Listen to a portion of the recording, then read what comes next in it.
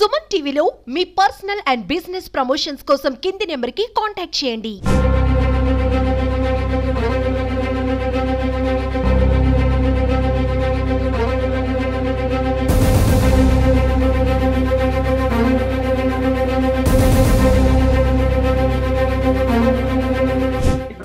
ఈరోజు ఇది మంచి ప్రభుత్వం కార్యక్రమంలో భాగంగా 20 నుంచి 26వ తారీఖు వరకు ఈ కార్యక్రమాలు ఉంటాయి.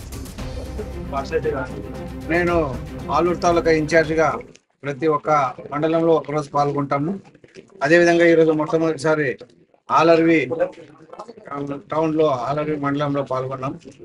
మీకు అందరికీ తెలుసు, గతంలో 100 రోజుల పాలనలో గత ప్రభుత్వం కేవలం 250 రూపాయలు పెన్షన్ ఒకటే పెంచింది.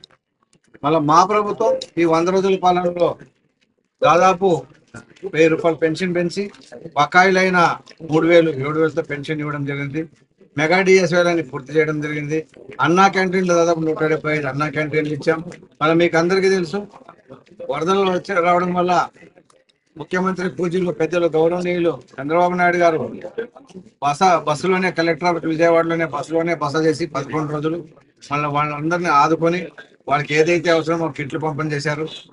అదేవిధంగా వాళ్ళకి భోజన వసతులు, మంచినీళ్లు, అదేవిధంగా మళ్ళీ రోడ్లు క్లీన్ చేయడం అన్ని కూడా స్వయంగా అటువంటి నడిపించారంటే అదే చంద్రబాబు నాయుడు గారి ప్రత్యేకత. అలాంటి ముఖ్యమంత్రి మనకు. అదేవిధంగా మన ఆలూరు నియోజకవర్గ భాగంగా కూడా మన కార్యకర్తలతో మన నాయకులతో అందరు టీం ఏర్పడి దాదాపు 1500 కిట్లు కూడా ఆ రోజు అక్కడ పంచాము. అక్కడ కూడా మేము అక్కడ ఎక్కడైతే బాధ్యతలు ఉన్నారో వాళ్ళకి తీసుకుని పంచుకుంటాం.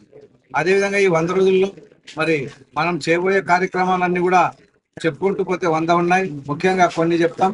ఈ 100 రోజుల్లో మీకు అందరికీ తెలుసు, గతంలో ముఖ్యమైనది ఏమంటే తుంగభద్ర డ్యామ్ గేట్ కొట్టుకుపోయింది. తుంగభద్ర డ్యామ్ గేట్ కొట్టుకుపోతే నష్టపోయేది మనమే. ఇక్కడ ఆలర్వి నుంచి మనం వాటర్ దాకా దాదాపు 90 కిలోమీటర్ల ఇబ్బంది అడిగిన కాడ చేయకపోతే.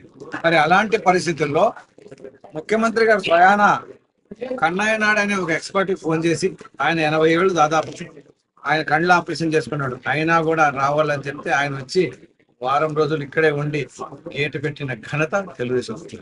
మరి అది ఎందుకు పోయింది అనేది ఒకసారి ఆలోచించాలి. గతంలో 5 ఏళ్లలో అప్పటి పాలకుల పాలనలో దానికి గ్రీస్ కూడా పెట్టిన దాఖలాలు లేదు. అలాంటిది అసలు దానికి రిపేరింగ్ నోచుకోలేదు. మరి అలాంటిది గేట్ ఎత్తేటప్పుడు పోవడం జరిగింది.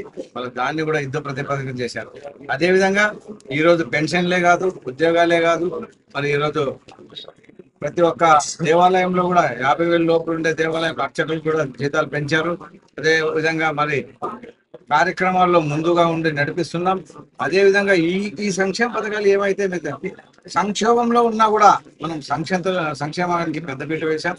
అదే మా ముఖ్యమంత్రి గారి ప్రత్యేకత. ఎందుకంటే సంపాదన సృష్టి సంపాదించాలంటే ముఖ్యమంత్రి చేత అవుతుంది కాబట్టి.